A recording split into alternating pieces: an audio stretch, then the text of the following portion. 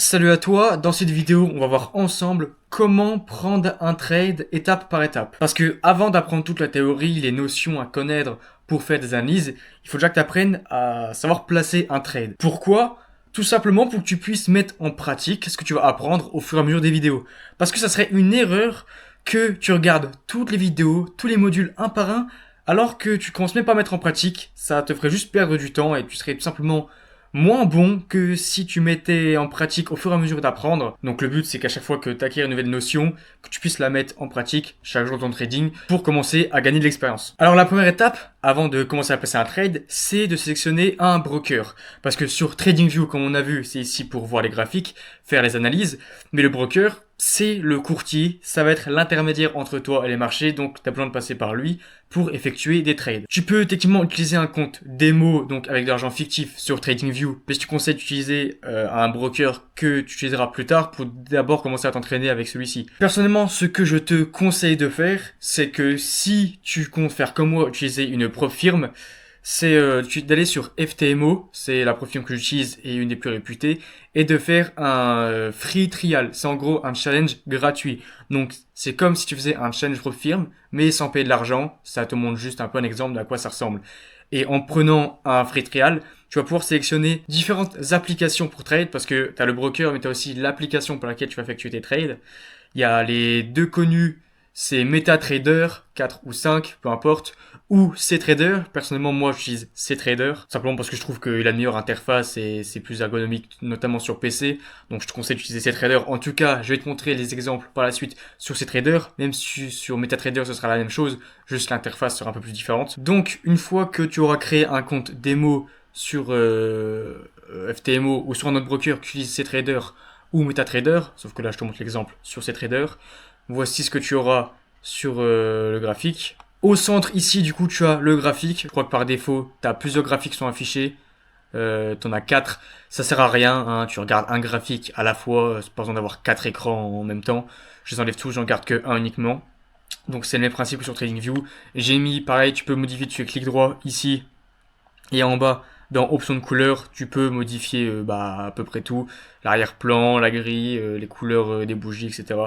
Ça sert juste à rendre l'interface un peu plus sobre. À droite, comme sur TradingView, tu as quelques outils de dessin, mais honnêtement, on s'en fout, on va pas trop les utiliser tout simplement parce que notre analyse technique va se faire sur TradingView, parce que les graphiques sont mieux, tout simplement. Ces traders, ça va juste nous permettre de s'exécuter sur le marché. Au-dessus, tu as la même chose. Tu as le nom de l'actif, ES100, donc c'est le Nasdaq, c'est le nom du Nasdaq. Hein, les noms de différents actifs vont dépendre de différents brokers, etc. que tu vas utiliser. Ici, tu as EURUSD, etc. Donc tu as le nom. Pareil à droite, comme sur TradingView, tu as time frame, M1, M5, H1, H4. C'est le même principe. C'est un peu comme TradingView, tu as aussi le type de graphique, les indicateurs et tout. Sauf que ça, on utilise seulement ces outils-là sur TradingView. C'est pas besoin de les maîtriser sur ces traders. Ensuite, à gauche, on a du coup notre watchlist. C'est comme sur TradingView. C'est le même principe. T'as la watchlist, t'as les actifs que tu regardes récemment, que tu peux switcher entre temps. Du coup, là-dedans, j'ai mis les mêmes actifs que j'ai moi-même sur TradingView. Si tu veux les sélectionner, tu vas dans tous les symboles et t'as ici tous les symboles répertoriés en fonction des marchés, donc Forex, indice, etc. Alors ça dépend du broker que tu as choisi. Comme moi, je suis sous FTMO, j'utilise la propre firme. J'ai les indices qui sont sur FTMO. Mais il y a certains brokers qui vont avoir d'autres indices différents, etc. Mais en majorité, les plus connus, tout le monde les a. S&P 500, Nasdaq, EURUSD, le Gold, tous les brokers ont ces indices-là de toute façon. Donc tu pourrais les sélectionner là-dedans et les mettre dans tes favoris. Et en dessous ici, tu as les positions que tu as sur le marché. Donc ici évidemment j'ai 0 position, j'ai pas pris de trade. Mais quand tu vas prendre une position, elle sera affichée ici, tu as aussi ton historique, une alerte de prix. Comme sur TradingView, tu peux mettre une alerte de prix. Alors maintenant, comment est-ce qu'on place un trade? Parce que voilà, c'est quand même tout le but de la vidéo. Et sur ces traders, c'est simple, mais sur MetaTrader, ce sera la même chose. Pour placer un trade, tu as 2 options possibles. Soit tu achètes, soit tu vends. C'est tout. Si on va sur ces traders, les 2 boutons se trouvent ici, juste au-dessus. Je m'approche d'eux et voici ce que j'ai. À gauche, j'ai sell et à droite, j'ai buy. C'est donc vendre ou acheter. Et au milieu, j'ai le lot. Le lot, c'est quoi? Ça va représenter juste la taille de ta position. Un lot, ça va représenter un contrat. Et un contrat, ça peut défendre de différents marchés, mais ça va généralement être le prix de l'actif. Donc un contrat, comme actuellement je suis sur le Nasdaq, on est environ à 25 724. Un contrat représentera 24 724. Donc si j'en prends 2, On peut voir ici la valeur du contrat sera de 51 000, donc le double. Donc c'est juste la taille de ta position. Donc quand tu prends un trade, tu dois mettre un lot, donc la taille de la position que tu veux prendre, et ensuite tu cliques soit sur acheter, soit sur vendre. Si par exemple, je décide de cliquer là sur acheter ou sur vendre, voici ce qui va se passer. On va aller sur Nasdaq, comme c'est l'actif dans lequel je suis actuellement. Si par exemple ici là, je souhaite acheter l'actif au prix, voici ce qui va se passer. Je vais mettre ce symbole là, ce dessin ici, ça va représenter ma position. Quand je suis sur un trade, j'ai deux choses à placer. Le premier, ça va être ton stop loss. Le stop loss, c'est quoi? Ça va être la zone à laquelle tu vas couper ton trade en négatif. Que si le trade descend trop ou monte trop dans la mauvaise direction, donc si tu perds trop d'argent, tu le coupes. Comme ça, tu prends plus de pertes supplémentaires. Donc dans mon dessin, ça va être la zone ici, en bleu. Dès qu'on dépasse la zone bleue ici, hop, si le prix fait comme ça, hop, hop, ici, je couperai mon trade au moment où il dépassera la zone là. Et la deuxième chose que tu dois placer, ça va être ton take profit.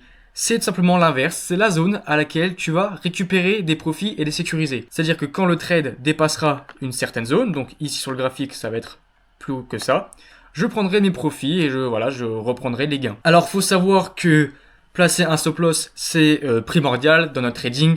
On ne trade pas ici avec l'espoir, j'ai envie de dire. Un stop loss, c'est pas une erreur. Si ton trade touche ton stop loss, ça va juste te protéger de faire davantage de pertes. Donc il faut toujours placer un stop loss, généralement avant même de placer un take profit, c'est le plus important. Parce que sinon, tu vas juste perdre ton compte à vouloir prendre des trades en te disant ok, je mets pas de stop loss comme ça, je perdrai jamais, sauf que non, parce que avec les effets de levier, avec la volatilité du marché, tu vas juste perdre tout ton compte d'un coup et tu auras bien le seum. Ensuite, la deuxième notion que j'ai envie que tu apprennes, c'est la notion de risk-reward. Risk-reward, c'est quoi? C'est combien est-ce que tu risques sur un trade pour potentiellement combien gagner. Par exemple, ce trade-là, si je prends un risque de reward de 2, ça veut dire que si je risque 100 € sur ce trade, je peux potentiellement gagner 200. C'est tout simplement le ratio de risque par rapport au ratio de gain que tu peux faire sur le marché. Si tu as un ratio de 1, ça veut dire que tu risques 100 pour en gagner 100. Et si tu as un ratio de 0,5, ça veut dire que tu risques 100 € pour gagner 50 €. Je ne conseille pas d'avoir des ratios négatifs, donc c'est pour ça que tu dois toujours avoir des ratios positifs.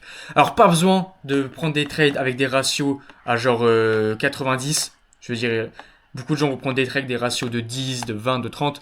Mais comprends bien que plus ton ratio va être élevé, plus ton win rate, c'est-à-dire ton pourcentage de réussite va être faible. Et plus ça va être dur psychologiquement de prendre des pertes, parce que tu vas prendre beaucoup de pertes. Alors que si tu priorises, surtout au début, des ratios faibles, comme 1 ou 2 qui sont très bien. Hein. Moi, la moitié de mes trades, ça va être des ratios entre 1 et 3, voire 4, 5, allez 7 pour les meilleurs trades, tu vois, mais c'est des ratios assez basiques que je répète constamment. Donc le but, c'est toujours d'avoir des ratios positifs qui vont dans ta stratégie. Ce qui compte également dans ton trading, c'est la notion de gestion de risque. Donc déjà, ça s'applique avec ton stop loss, c'est-à-dire de mettre un niveau où tu prends plus de pertes, mais aussi tu dois placer ton stop loss en fonction de combien est-ce que tu es prêt à risquer. Le but, c'est que par exemple, si tu as un compte à 100 000 € sur une propre firme, tu vas risquer 1%. Donc ton stop loss devra toujours être 1000 €. Je ne vois pas prendre des stop loss à 2000, 3000, 5000, tu vois, sur des trades et tout le temps varier. Il faut essayer d'avoir un risque fixe et l'ajuster en fonction du setup. La gestion de risque, c'est une part très importante du trading. Je ferai des vidéos plus dédiées où vraiment j'expliquerai en détail comment bien gérer son risque. Mais commence déjà à placer un stop loss avec un risque défini à chaque fois et ce sera déjà bien. En plus, je vois que mon trade, frérot, il se passerait vraiment bien là. Si t'arriverais, j'aurais acheté au pif ici. Même si je voyais que j'avais des zones pour acheter, mais bref, c'était un exemple. Donc, sur ces traders, pour placer un trade, je vous ai dit qu'il y avait soit le bouton acheter ou vendre avec les lots au-dessus. Mais ce que tu peux faire également, c'est que tu peux faire clic droit et cliquer sur placer un ordre. Et ici, maintenant, tu peux placer un ordre directement sur le marché. Avec la quantité que tu veux mettre un lot, 10, 100. Si tu veux soit acheter, soit vendre, etc. Et placer ton stop loss ici, tu le places à un certain niveau. Donc là, bon, il est très bas.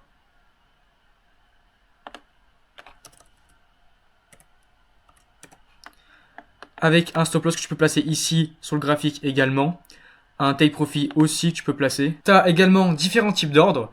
Tu as le premier qui va être l'ordre au marché. Ça veut dire acheter ou vendre directement au prix du marché. Il va aussi avoir un ordre limite, un limit order.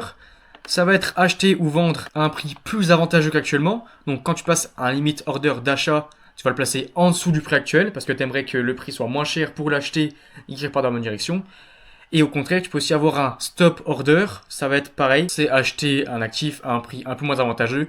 C'est-à-dire que si tu prends un stop order d'achat, Ça veut dire que le prix va être en dessous et quand il touchera cette zone, tu l'achèteras pour qu'il continue d'aller à la hausse. Et pareil, quand tu prends un limit order ou un stop order, j'ai placé justement ici un limit order, donc un ordre d'achat. Donc dès que le prix touchera cette zone, mon graphique, je serai dans un trade. Et ici, je peux également placer mon stop loss. Hein, je le mettrai ici et mettre mon take profit ici, etc. Donc tu peux faire ça également avec le graphique sur CTrader. C'est pour ça que j'aime bien sur PC. MetaTrader, j'aime pas trop l'interface. Sur CTrader, c'est assez simple d'utilisation. Et puis également, tu peux installer la version mobile. Je ne l'ai pas dit, mais CTrader, tu peux l'avoir sur mobile. C'est pour ça que généralement, ce que tu peux faire, c'est analyser sur ton ordinateur et passer les trades sur ton téléphone. Donc voilà, ça se représente comme ça. Il y a tous mes actifs, les mêmes qui sont sur la liste à côté en fait, avec Nasdaq, ES, etc. parce que c'est le même compte. Du coup, tu peux l'installer sur ton téléphone et commencer à prendre des trades. Bon, du coup, voilà, ça c'était un tuto pour t'expliquer comment placer un trade sur le marché. Donc, installe CTrader, commence à créer un compte gratuit démo sur un broker ou sur FTMO comme PropFirm. Comme ça, t'apprends comment à gérer les outils. Si tu as des questions, envoie-moi un message, je te répondrai le plus vite possible. Parce que peut-être qu'au début, si tu es nouveau dans le domaine, tu vas peut-être pas comprendre plein de notions, mais il n'y a pas besoin de tout maîtriser, juste comprendre la base, donc comment placer un trade avec des lots, juste acheter ou vendre.